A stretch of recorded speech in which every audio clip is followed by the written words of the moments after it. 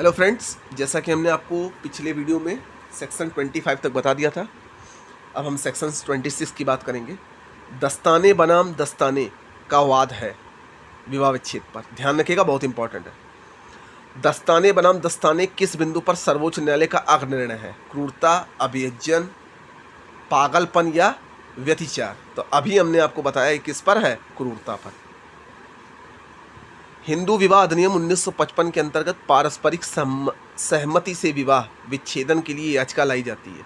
कब लाई जाती है? 1 वर्ष बाद। निम्नांकित में कौन सा कथन सही है? पारस्परिक सहमति से विवाह विच्छेद का उपबंध हिंदू विवाह अधिनियम 1955 से आरंभ हुआ, आरंभ से था। पारस्परिक सहमति से विवाह विच्छेद हिंदू विवाह संशोधन अधिनियम 1976 के द्वारा पूरा स्थापित किया गया। पारस्परिक सहमति से विवाह विच्छेद का उपबंध हिंदू विवाह अधिनियम की धारा 13 का में है। पारस्परिक सहमति से विवाह विच्छेद का प्रार्थना पत्र विवाह के 1 वर्ष के अंतर्गत अवश्य दिया जाना चाहिए। तो बी वाला ऑप्शन सही है, ये पुनः स्थापित किया गया।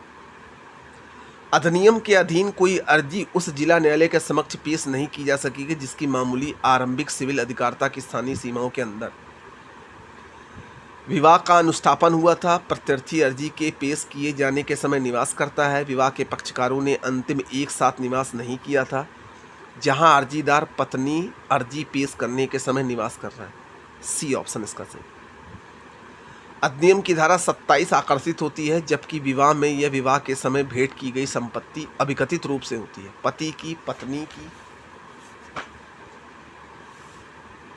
संयुक्त रूप से दोनों की या उपरोक्त में से कोई नहीं, तो संयुक्त रूप से दोनों की। 25 वर्ष का एक वर 15 वर्ष की वधू से विवाह करता है। हिंदू विधि में यह विवाह कैसा है? वैध है, लेकिन किंतु दंडनीय है। हिंदू विवाह में वर और वधू 2.5 फेरे पवित्र अग्नि के समक्ष लेते हैं। यह विवाह होगा, वैध होगा, जाहिर सी बात है।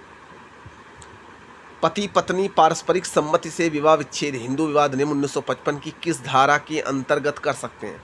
धारा 13B के अंदर, परस्पर आपसी सहमति से। आ एवं बा के मध्य विवाह विच्छेद की डिग्री पास हो गई है। आ इस डिग्री के 6 मास के अंदर सा से दूसरा विवाह करता है, यह विवाह है विधिमान। हिंदू विवाह अधिनियम 1955 में प्रयुक्त हिंदू शब्द में निम्नांकित में से कौन सम्मिलित नहीं है? कौन सम्मिलित नहीं है? पारसी। हिंदू विवाह अधिनियम 1955 में अभित्याग के आधार पर न्यायिक पृथक्करण के आवेदन हेतु न्यूनतम कितने समय है? कितने समय? 2 साल। हिंदू विवाह अधिनियम 1955 की धारा 9 की संवैधानिकता निम्नलिखित में जांची गई। किसमें जांची गई? मैंने आपको बताया था, सरोज रानी बनाम सुदर्शन कुमार।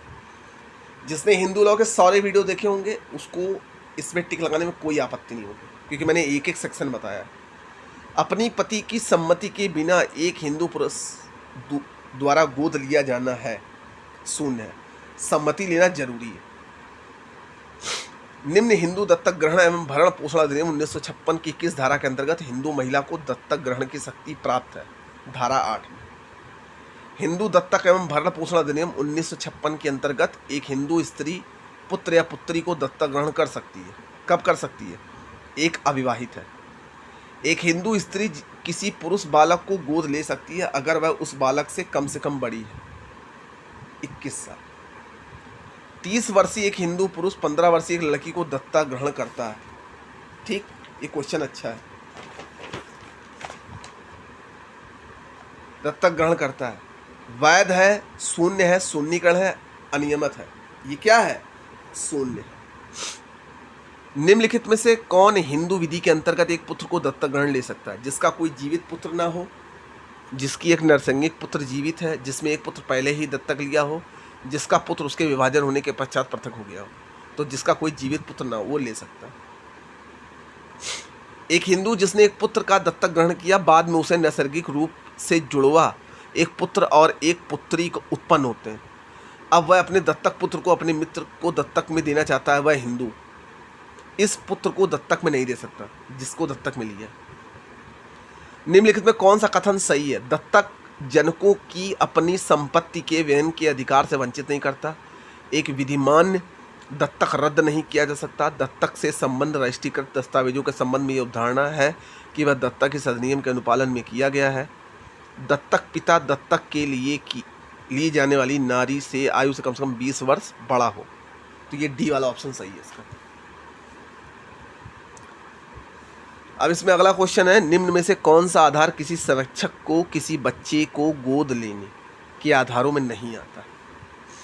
अगर माता एवं पिता दोनों की मृत्यु हो गई हो, नहीं ले सकते। अगर माता एवं पिता के अंतिम तौर पर जगत से संन्यास ले लिया हो, अगर माता एवं पिता को न्यायालय द्वारा पारित करार दिया गया हो, अगर माता एवं पिता अशिक्षित हैं, तो डी वाला ऑप्शन सही है।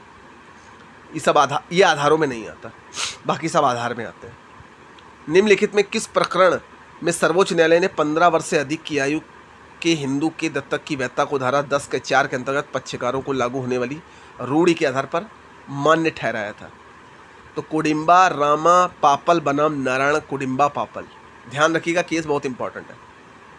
हिंदू विधि के अंतर्गत एक अविवाहित हिंदू महिला एक बच्चे को दत्तक ग्रहण करती है, बाद में वह एक व्यक्ति से विवाह कर लेती है। यह व्यक्ति उस दत्तक का पुत्र माना जाएगा, सौतेला पिता माना जाएगा।